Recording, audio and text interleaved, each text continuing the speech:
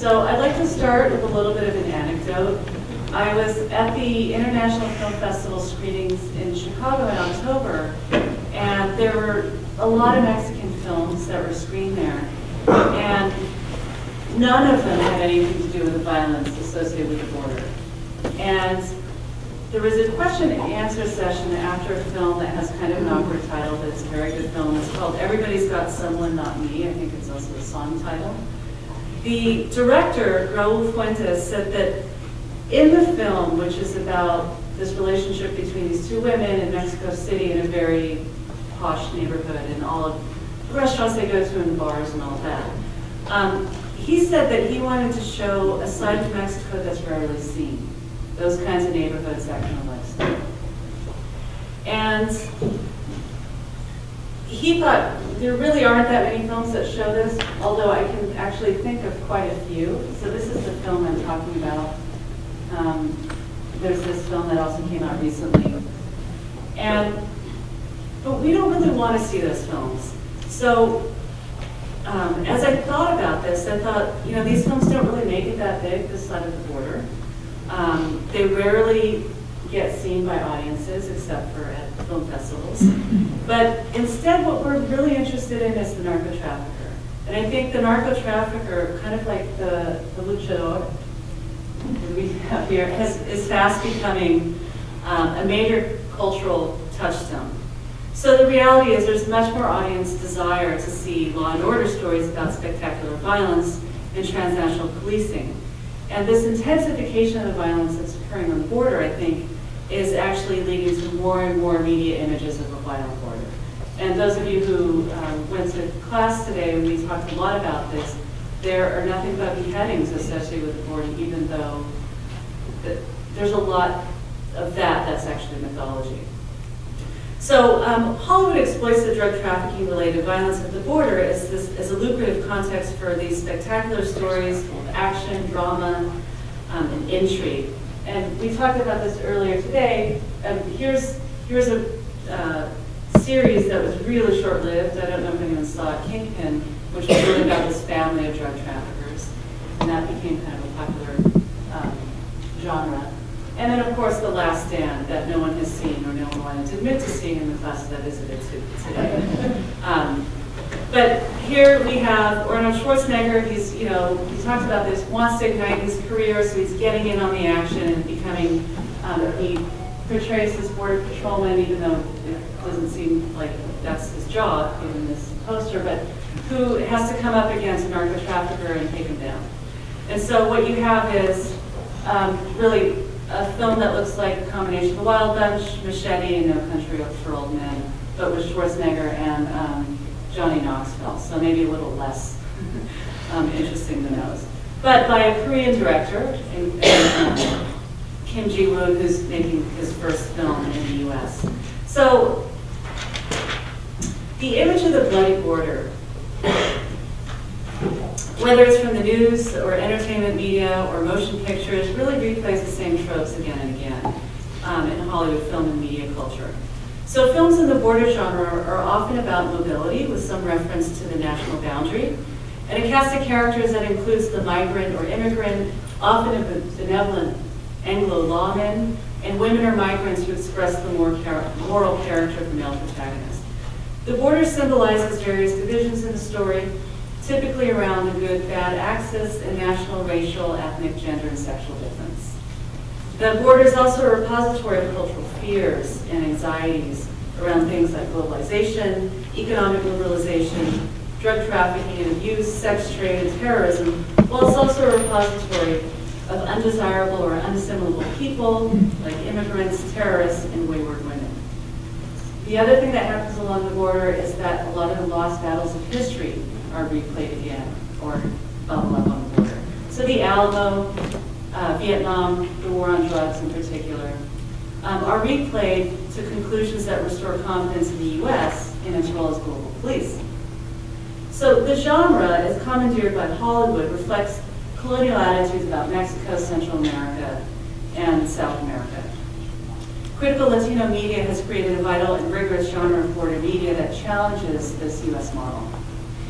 So cultural producers of border media address a complex of socio-political issues through these diverse genres, and each genre performs a different kind of work. So I'm going to look at TV and films, and hopefully we'll look at them together through a couple of clips.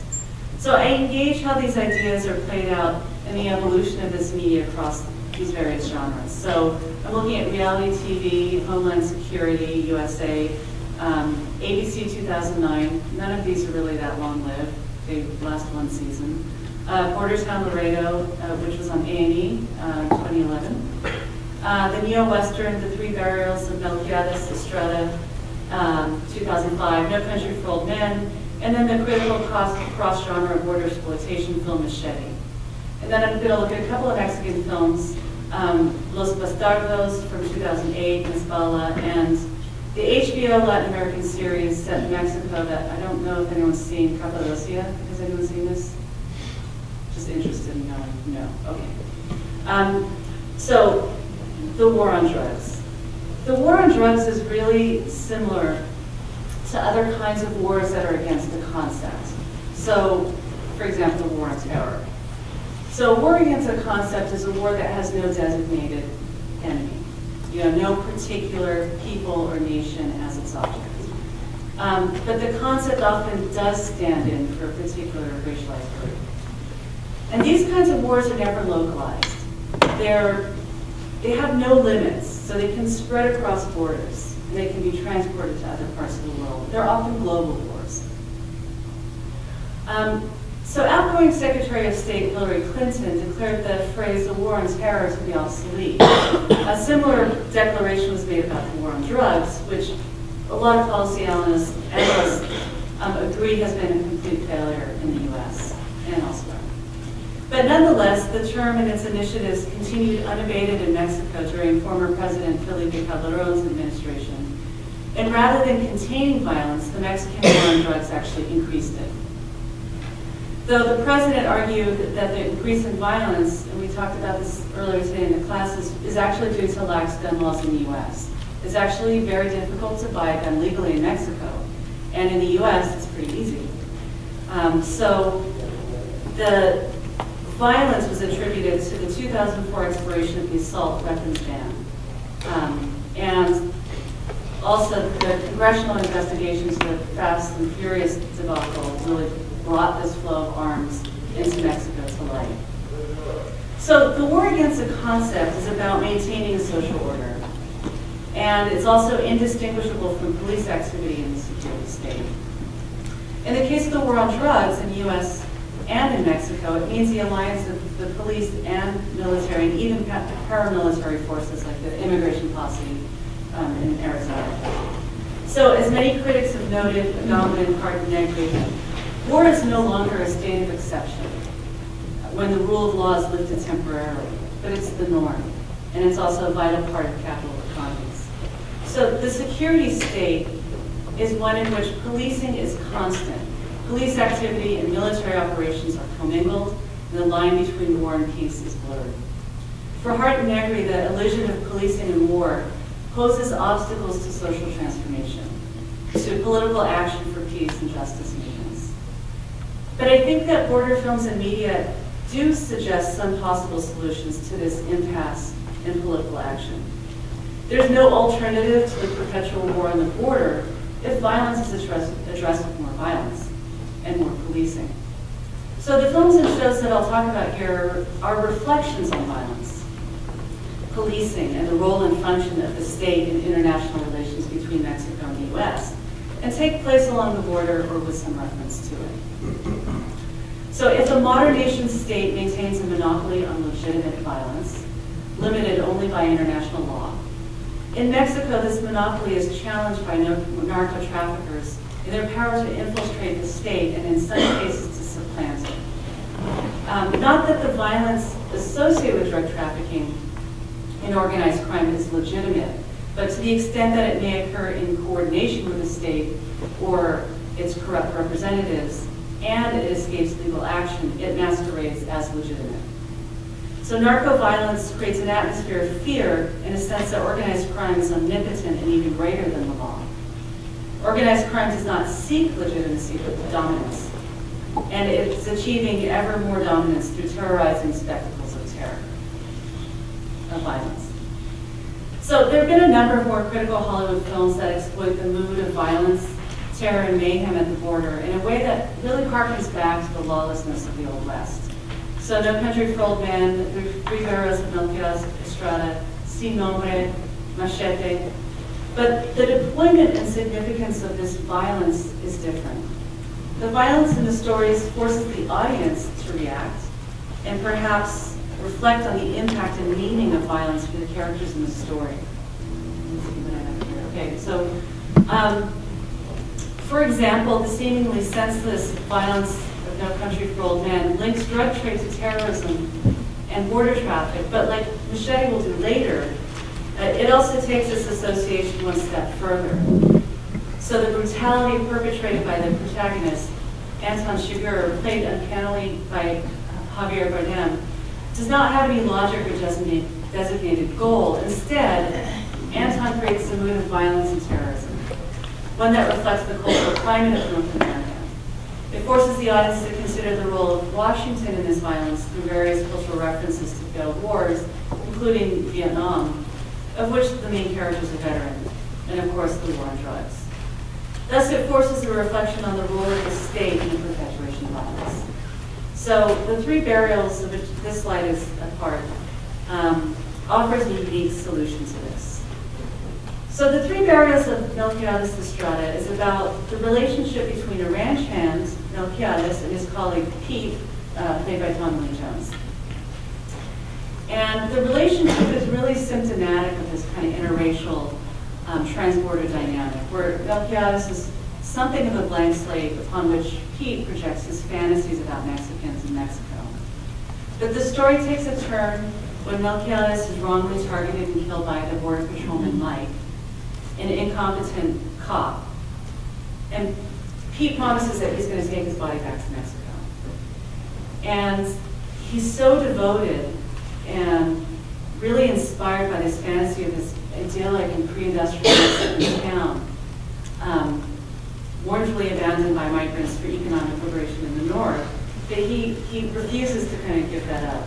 So for him, and for maybe a lot of audiences of Westerns, Mexico is the sunny refuge imagined by Hollywood Westerns who make a run for the border to escape law or other troubles. And as Pete and Mike search for Meliquiades' village, it becomes clear that this mythic utopia, this beautiful place that he left, like its cinematic counterpart in the Western, really doesn't exist. So the Three Burials demythologizes the border Western through the figure of the border patrolman. Here's the kind of journey that they're taking into Mexico. So Mike, who is on the second horse, you can't really see him up close, is the border cop who undergoes a forced migration to face his racialized prejudices and imperial chauvinism. So along the way, he faces all the people that he roughed up as a border patrolman on the other side of the border. And you know, he accepts his fate when they rough him up. You know, he understands now what it means. And his experience as a migrant in Mexico actually changes him.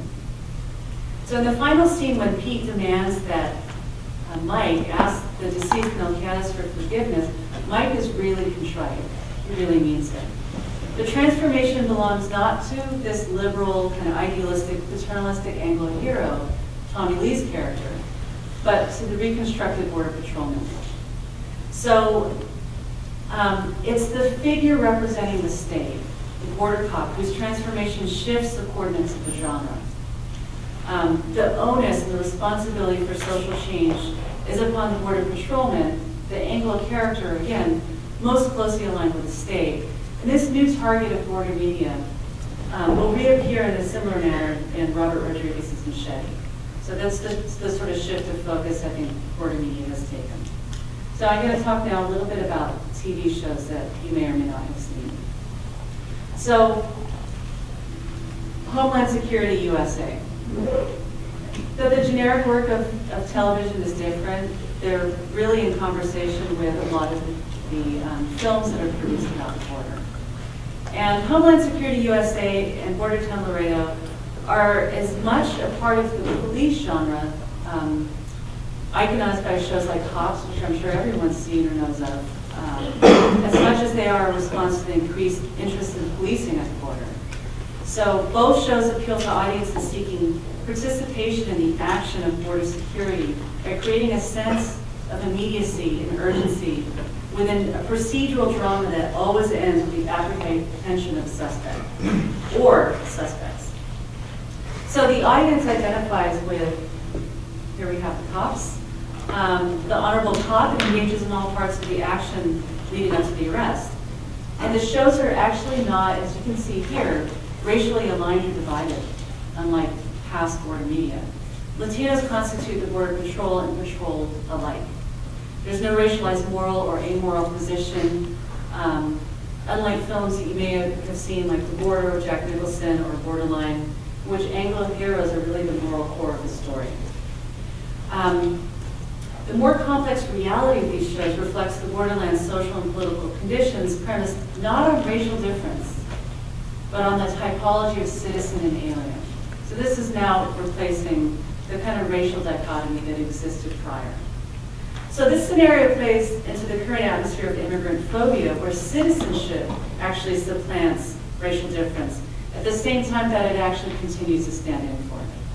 So the Latino citizens are defined against non-citizens, yet the latter are always racialized. In these reality shows, U.S. citizens are granted privileged access to the moral world of border securitization.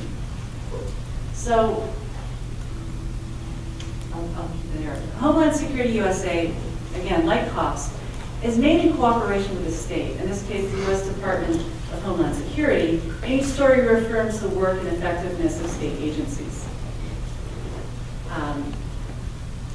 This series is actually based on an Australian show, Border Security Australia's Frontline, and like its predecessor, it only lasted a season. And each episode is based around a case or several cases of the entry of contraband or undocumented people into the U.S. as it's adjudicated and narrated by the arresting border agent.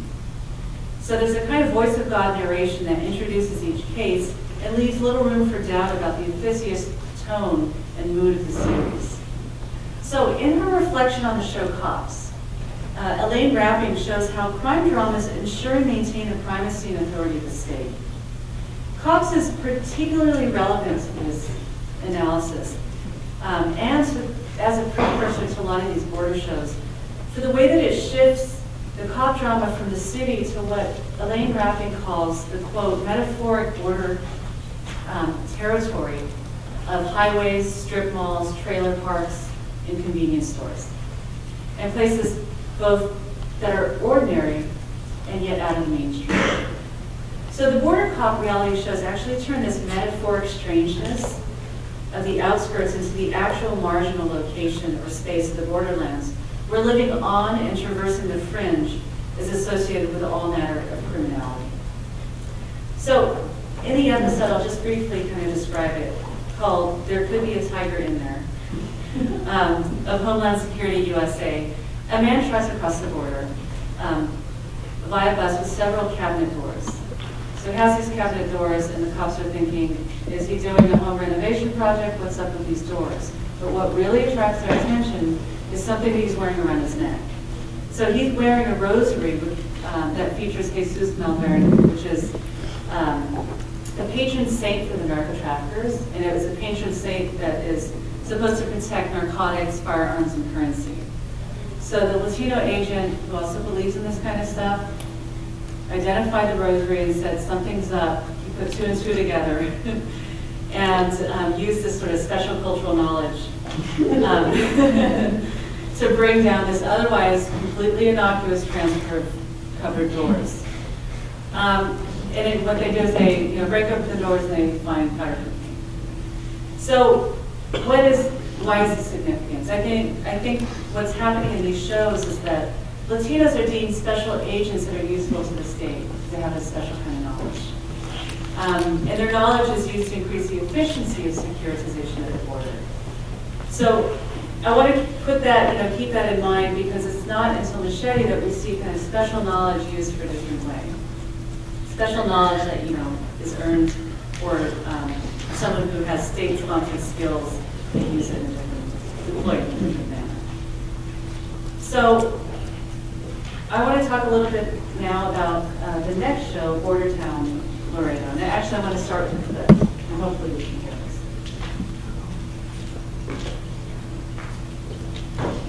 So this is called A River Runs Through It.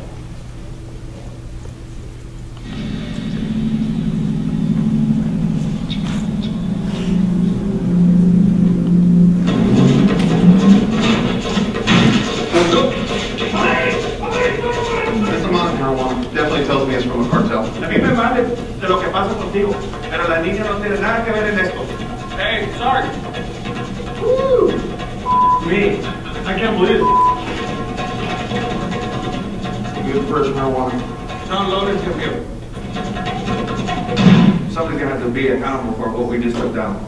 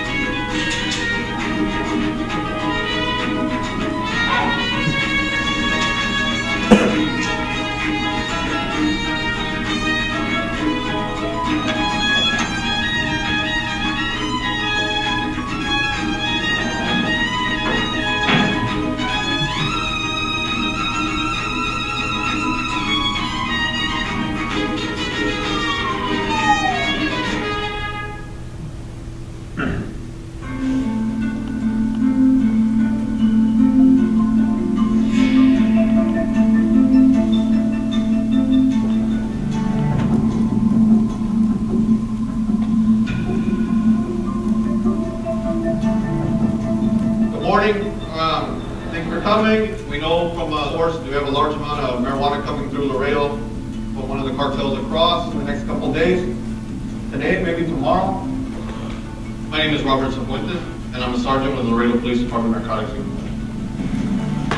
I think what people assume about Laredo is it's a wild place.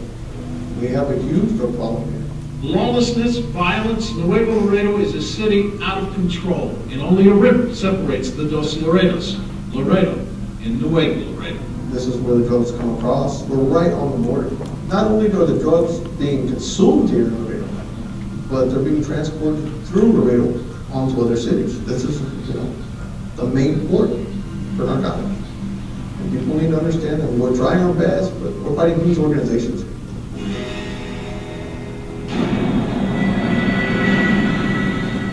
More than 24 killings. We're sitting on a powder keg, literally. We didn't think it'd spill out of the border. We do have a terrorism problem right across the border. The cartels are terrorists. These cartels are extremely sophisticated. We're not talking peasants who are growing marijuana in their backyard, and we're talking about thousands and thousands of pounds these organizations can produce and bring home.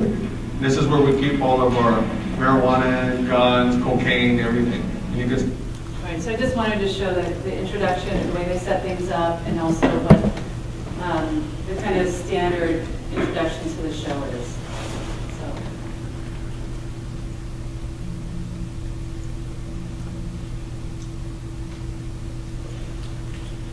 Okay, so what's clear here is that the show, the stable of actors, the characters are all Latino. It frames drug trafficking as something that emanates from Mexico with a destination in the U.S. and the language and discourse of terrorism, as you see in these opening lines. Ground zero for the war on drugs, where Mexican cartels transport their product into the U.S.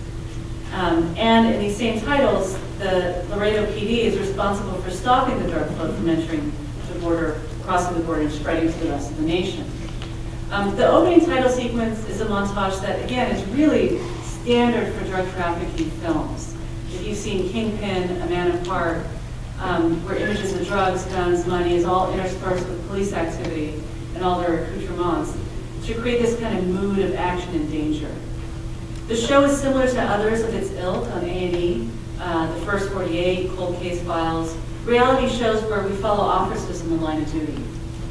The only non-Latino characters in the show are actually incidental or non-featured workers. Like Homeland Security USA, the racial and ethnic landscape of the show reflects its borderlands provenance. The team of cops are all, as I said before, Latino. The perpetrators of drug crimes are predominantly also Latino. And much of the conversation between these two populations occurs in Spanish. So in this episode, a river runs through it. The "it" of the title refers to the sister cities that they discuss. The two Laredos, one in Mexico and one in the US. And the title, along with the other elements of the show, characterization, storyline, space, emphasizes this proximity and intimacy of the US with Mexico. This works in contradistinction to border media that creates this kind of absolute divide or difference between nations.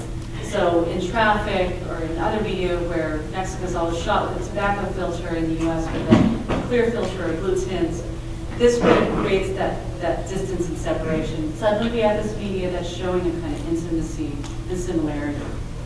So, for example, there's no distinction between the police and the policed, between those inhabiting the world of the North and those south of the river. This new image of continuity across the line reimagines the borderlands of earlier lore.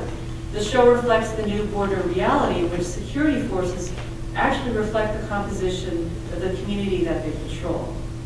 While the entire series is premised on often violent carceral discourse, you hear it here, he says, "We're taking down the scum of the earth." The visual itinerary provides a new template and set of tropes for the genre, one that reimagines this polarized racial discourse of border media.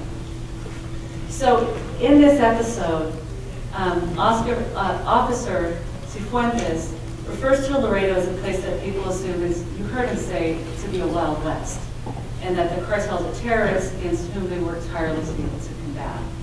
So a really key aspect of the show is related to exposing viewers to the intense and excessive schedules of these officers. So in this show in particular, they show that they yielded 2 tons of marijuana, and they worked 40 hours straight to yield this 2 tons. But at the end of that, they also show these workers, or these officers as workers, with this 2 tons of marijuana and nobody to help them to take it where it needs to go. They don't have the equipment they need, they've overworked, they're all tired and beleaguered, and it's a really different kind of image of these officers. In the 1980s, it used to be the Anglo officers that were overworked and underpaid and beleaguered. So what does this do?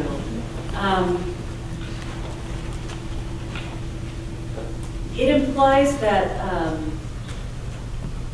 so let me back up a little bit. So it's the Latino-dominant police force that received the goodwill of the audience. We are sympathetic for them. Oh my God, they're so overworked. So their sympathy is in line with them.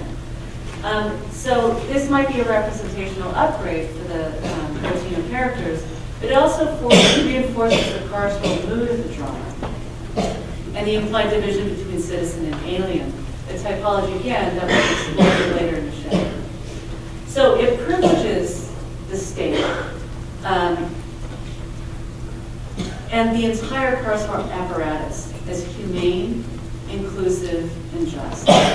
So it implies a good state, the United States, and a bad state, Mexico, that cannot take care of its own terrorist problem. So the next thing I'm going to show is a clip in a little bit from a Mexican film that was produced in 2008. Here they are again.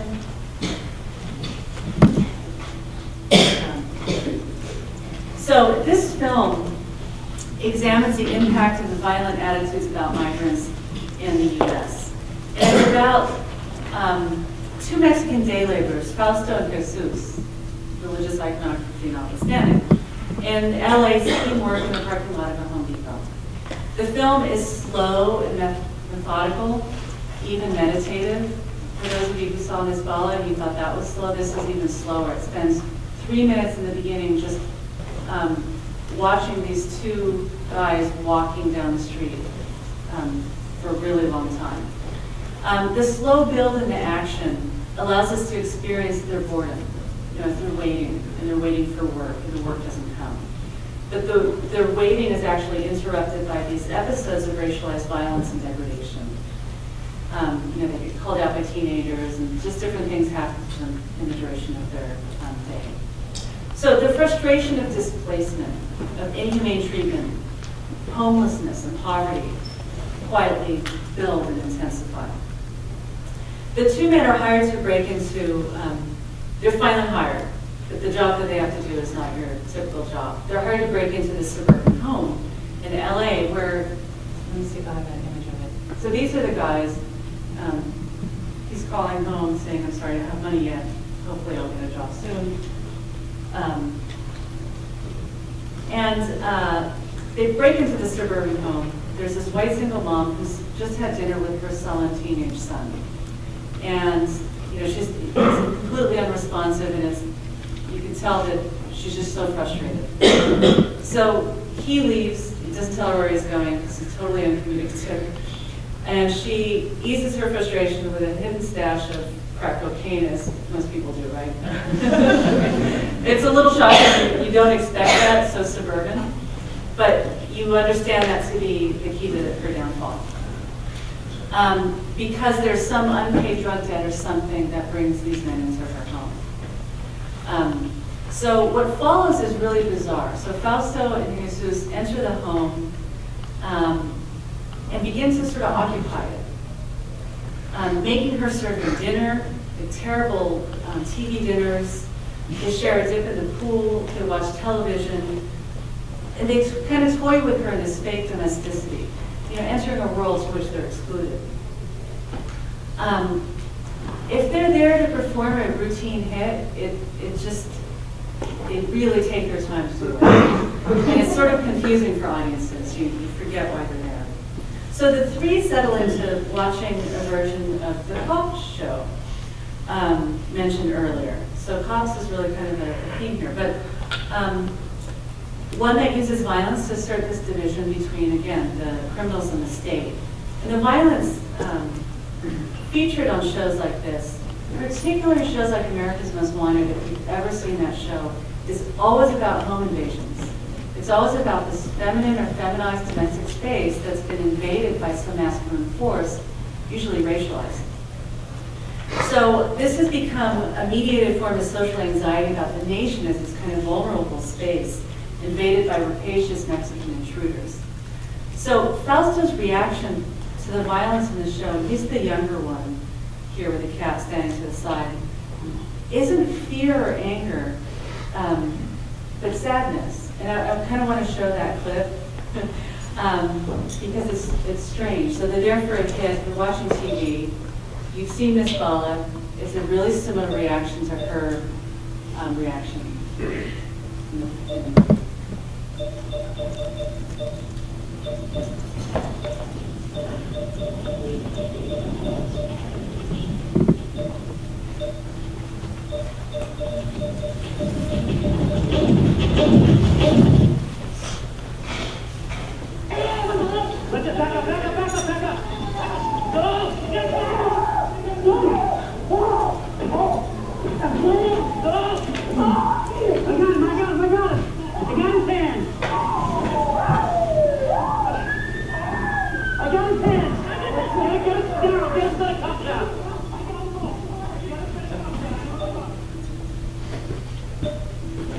So it's a really strange reaction. I mean, I know that Cops is not the best show in the world, but it reminds him, it's not about the value of the show aesthetically, but you know, it reminds him of what he experiences or something, and his reaction is not what we would expect. So he's crying. And those of you who saw Miss Bala also probably recognize a similar kind of reaction. But what happens is that he decides to enact the hit that they're there for. So he shoots her. But this is long into the film. You know, there's a really slow progress to this sudden violence. And his violence, you know, when he actually shoots her, registers as a kind of social vengeance after everything that he's experienced. But it's also a mournful commentary on the social role of the migrant worker.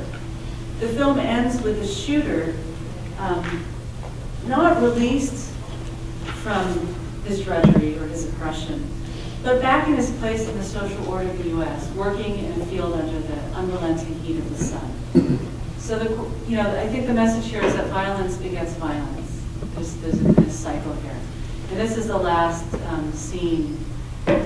He's sweating, and you're not sure if he's also crying, but he's also toiling in the sun in his backbreaking labor. So, now let's talk a little bit about Ms. Bala. It takes a different approach to violence and its effects. And we talked a little bit about this today in class.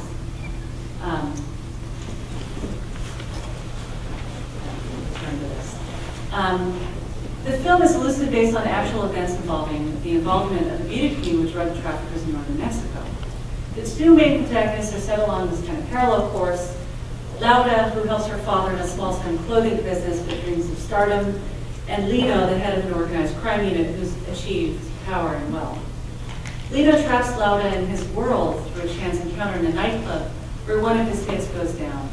He uses her then as a front or a decoy in an elaborate plan that leads to his fake death to escape detection.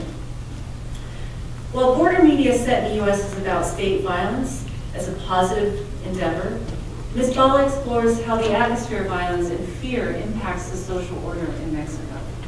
So the director, Gerardo Naranjo, acknowledges that his film does not aspire to realism. I'm going to quote him at length. He says, "I'm not trying to show reality. I'm trying to show a state of mind, a feeling that prevails in the society. The narco film is commonly very didactic. We're poor, the government's failed us, and now we have to take power. Selling drugs or killing people is the new revolution, and so on. These films tend to be full of over-explanatory dialogue. We thought maybe for our film, we could convey a message not through dialogue, but through ambiance. And we thought, if that's our voice, the creation of this particular atmosphere, then maybe the enemy is the cut. Because with every cut, you have to start again. And to reestablish where we are, to reestablish what's been set in motion." So Laura is practically dragged through the storyline as an almost impassive witness to the violence of the war between the narcos, the DEA, and the police. She's not as much a passive victim as she's completely paralyzed by fear. The distinction is instructive. Rather than inculpating one side or the other, the film shows how the atmosphere of fear is a result of actions on both sides of the war on drugs, and the end result is almost complete social paralysis. When Laura enters the beauty contest arena and is supposed to deliver her speech, she completely freezes. Her only expression is that of tears, like Fausto. She just cries. But the audience explodes in applause. The social order, I think, in this case, is implicit and reads paralysis as completely acceptable. And the narrator says, or the guy says, "Oh, she's just overly emotional, and this is a big moment for her." And I think the violence that permeates the culture and hinders political action has a solution, and I think in some ways Machete is a solution. But before we talk about Machete, I want to talk a little bit about this series Cappadocia that no one has seen. But it's really kind of very similar to Oz, if you've seen that, which is set in a male prison. This is a female prison in Mexico City. So it's set in Mexico City, and it's something of an indictment of U.S.-led neoliberalism, because it's about the privatization of this women's prison. The prison, Cappadocia, is supposed to be a model for other prisons of the same type. But what happens is it quickly becomes the command center for a huge international drug trafficking ring, where drugs are processed, every level of drug trafficking happens at this prison. So I think what the message is that neoliberalism, it turns out, may not be that great of an idea, if this is what it leads to. So, and what you see is that Mexican state officials are really much more interested in pawning off the work, the expense of associated with this prison onto these private corporations that are run by these unsavory corporate types, And it shows that high-level corruption at every level of Mexican politics is also linked to the U.S. So at this point, I think it's time for a little Machete. So maybe you've seen the film or maybe know what it's about, but it's this really unique production along the border by Robert Rodriquez, and it targets a mainstream audience, but it engages a very critical discourse about U.S. immigration policy and the state. The copy describing the plot makes no mention of the immigration storyline. So it says, set up, double-crossed, and left for dead, Machete is an ass-kicking ex-federale who lays waste to anything that gets in his path, and as he takes on hitmen, vigilantes, and a ruthless drug cartel. Bullets fly, blades clash, and the body count rises. Any way you slice it, vengeance has a new name, Machete. So there's this is really a film that's about what's going on in Arizona, about immigration, about policies, and state-level corruption. Machete combines everything, all the features, aesthetic, tone, tropes, figures of border media in both the U.S. and Mexico. So it brings the B-movie Mexican narco films, these kind of fast, quickly produced straight-to-video films, to a U.S. audience. And Rodriguez's access to markets and audiences on both sides of the border, particularly between Mexico and Texas, are what he exploits. And the film targets really two distinct audiences. The transnational audience of Latinos in the U.S. and Mexico, and a mainstream Anglo audience interested in action films. So the split reception is really part of the unique aesthetics of the film, and the visual relations and ideological dynamics of it as well. So the film can be literally sold to two distinct markets. The action film market, with a recognizable stable of Hollywood actors, Jessica Alba, Lindsay Lohan, Don Johnson, Steven Seagal, Robert De Niro. But it's also part of this critical Latino border film genre with another recognizable stable of actors, which we may or may not want to include Jessica Alba, probably not, Danny Trejo, Michelle Rodriguez, who fit into the first category too, and Cheech Marin, who also kind of crosses back and forth. So this is really evident in the two different trailers, which I won't show now, but we saw in class, targeted to two totally distinct audiences. One trailer is called A Special Single and Mild Message that clearly depicts a critical parody of the border film and its anti-immigrant hysteria. And the Hollywood trailer, narrated by Jessica Alba, that's for a mainstream audience looking for an action thriller movie. And it's a story about, in that trailer, it's an individual who struggles against the odds and is rewarded with the affections of Jessica Alba. So Machete is really violent, with almost cartoonish bloodshed dominating the entire story. It's typical grindhouse film, a lot of blood, a lot of sex, violence. And of course, it kind of fits perfectly into the violence at the border and seems to strike the chord of audiences. So this raises the question of how a major film like this might contribute to debates around immigration, particularly as it relates to fears about the intensification of border violence. Again, outgoing Secretary of State Hillary Clinton earlier linked the violence at the border with the era some 20 years ago of the most intense wars with the FARC in Colombia, which caused the U.S. State Department to go crazy. And President Obama had to then retract it because he contradicted this idea, and the President of Mexico was really angry that Mexican drug cartels fit into some similar model of insurgency associated with the FARC. But if we put this comparison aside, a film like Machete associates high-level corruption not just in Mexico, but more particularly in the U.S., directly contradicting the carceral genres that we just talked about, the cops-like shows that humanize the U.S. state as just, defensive, and inclusive.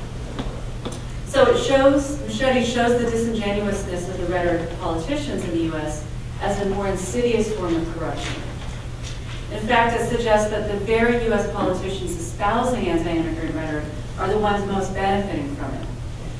Most benefiting, of course, from the closed border. So in Machete, this happens through Senator McLaughlin's senior aide, whose role in the drug trade, where tight border control drives up prices and also drives up profits. In essence, this is the economic dynamic of border controls. U.S. citizens benefit from a militarized border. Undocumented labor is rendered docile by an atmosphere of immigrant phobia, and the actual policies that reflect, wait, I just lost it.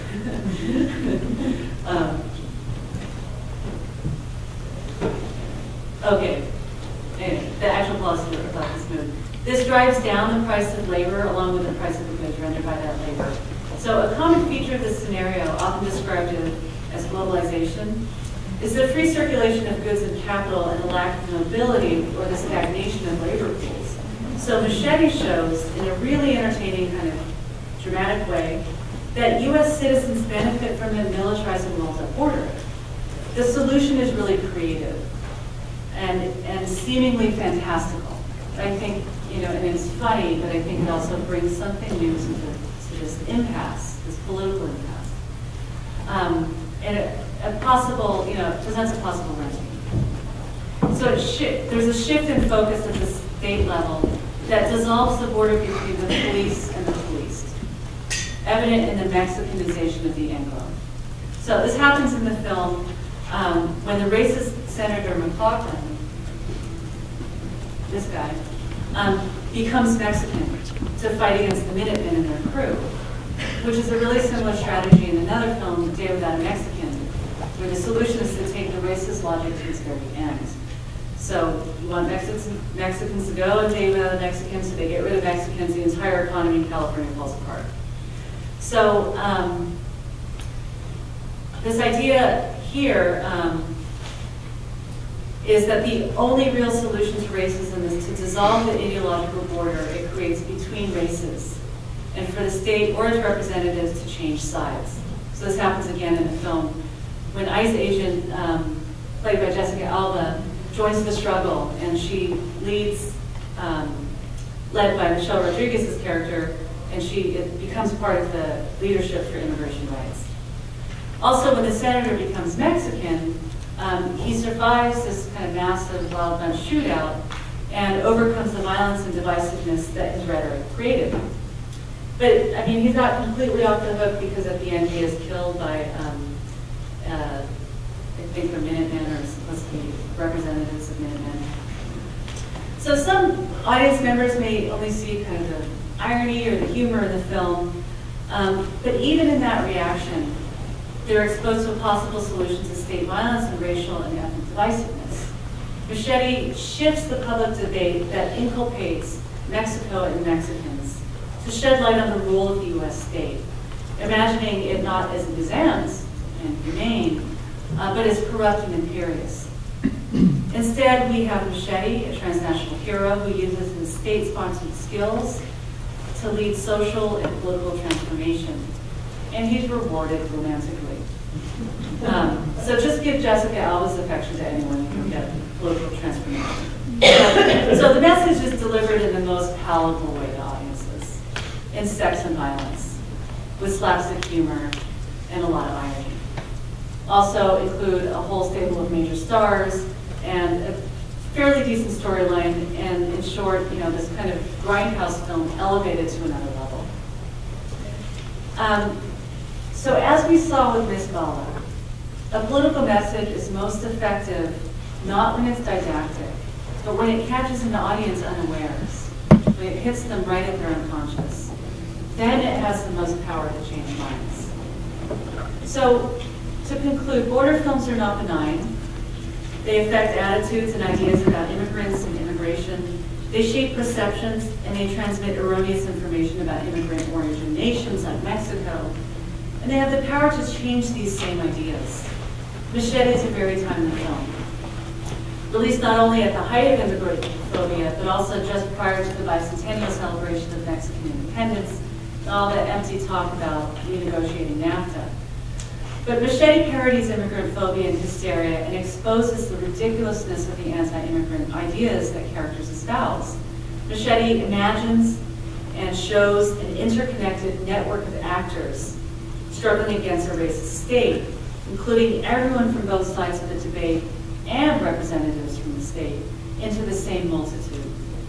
And it uses the action and exploitation genre, along with major Hollywood star power, to draw in audiences who would otherwise not be exposed to this kind of message. The border genre is an important part of the shifting discourses on national identity and a critical point of departure for reimagining the space of the borderlands and the populations associated with it. Thank you.